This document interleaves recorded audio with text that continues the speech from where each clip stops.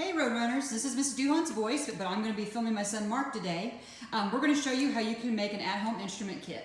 You'll need to ask your parents' permission. The first one we did was a drum. At our house, we chose an empty Folgers can for a drum. Mark, show them what to do. You might use a bucket. You might use a bowl. Be creative and show us in the comments what you chose for your drum. Next, we needed to find something to make a sound out of wood. You know, some of the instruments in the music room are made out of wood. Mark is going to play the chopsticks for you. He got creative and decided that the chopsticks would make good drumsticks. Go for it, Mark. Next up is metal.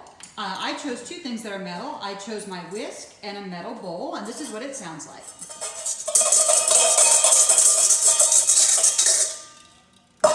Finally, we created a shaker. My shaker today is some Gladware with Mark's Legos inside it, and this is what it sounds like when he uses them for a shaker.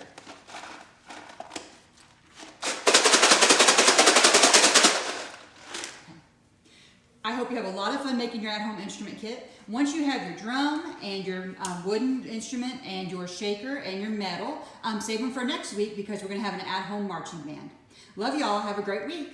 Bye. You can. Go ahead.